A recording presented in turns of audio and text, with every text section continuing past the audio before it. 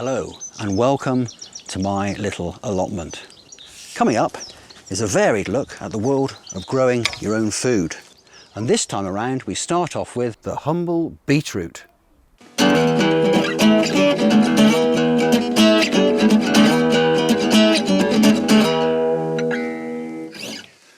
Few people know that in the early 70s, rock god Lemmy, whilst touring with Hawkwind, lived almost exclusively off a diet of pickled beetroots. It was cheap, highly nutritious, and encouraged the attention of many female fans eager to participate in a beetroot salad with Mr. Kilminster after the gigs. So this is a baby beetroot growing in a tea bag. It was a seed 4 days ago and it's made itself at home in one of my Earl Grey tea bags, but it's too small to go in the ground. So let's get one that's a little bit bigger and get it in the ground. So time to start digging, and guess what? I'm on my knees again.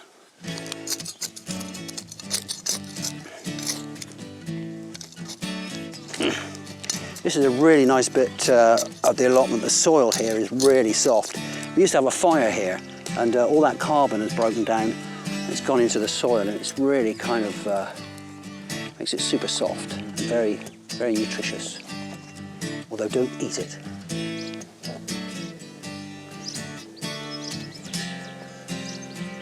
Pretty much everything I put in the ground here can do with a little soft bed to go in. So let's get some of this compost in before our little beetroot settles down for the night. That's the compost done. Time to put these little beetroots in. There's quite a lot of heavy work to be done on an allotment, but got to be really gentle with some of the things as well. So this is a really small part of the allotment. I mean, it's a luxury having all this space, but it's a luxury having a garden, but a small part of it can produce loads of vegetables. So that's the first one in. Let's move on to number 2.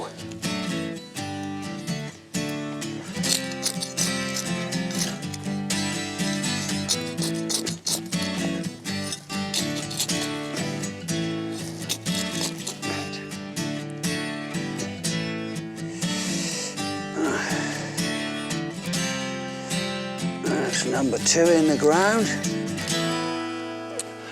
If they're good enough for Lemmy, they're good enough for anybody.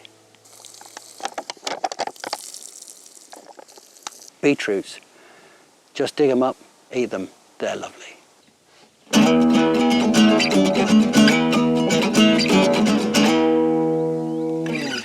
It was also rumoured that Lemmy used to roast his beetroots in the back of his Marshall amplifier, ready for a tasty treat of a snack post-gig. So get your ace of spades, let's go plant some beetroot.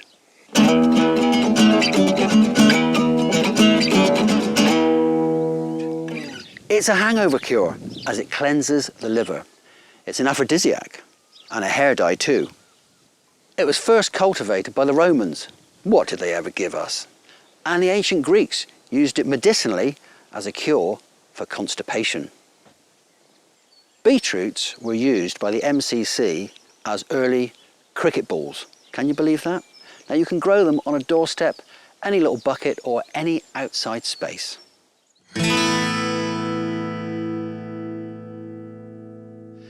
So I'm really lucky to have an allotment. I mean, it's a good sized allotment. I'm super lucky to have this, but you don't need an allotment this size to be growing your own vegetables. You could do it on a doorstep, on a windowsill, a small grow bag, you know, and the difference between vegetables that you grow yourself and stuff you get from the shops, you'll really notice the difference. They taste really nice and it's such a satisfying thing to do in a small space. A recycle bin, you can use a recycle bin to grow potatoes or onions or beetroots, you know.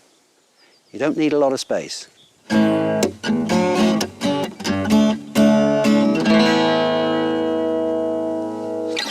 Time now to ask the rock gardener.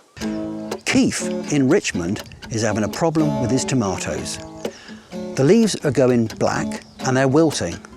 I'm sorry mate, you've got blight. It's an airborne disease, so it could well have come over the fence from your neighbour Mr. Jagger's greenhouse. My advice?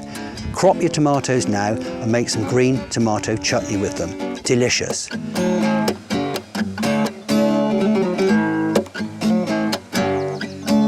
I've had a message from a Henrik in Sweden. Of course, Sweden, they've got a much shorter growing season, which presents its own challenges. But Henrik, he's got black spots on his turnips. I'm afraid it's fungal, and it probably is your seeds. My suggestion? Try pathogen-free seeds and make sure you rotate your crops every year.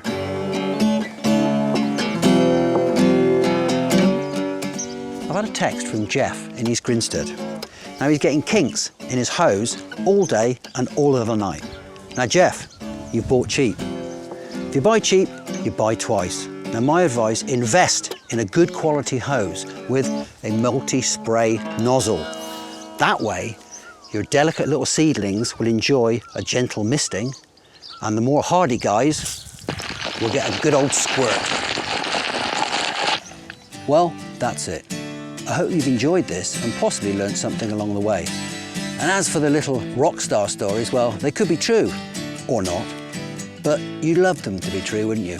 So until next time, enjoy your gardening. And here's how to get in touch with me, the Rock Gardener.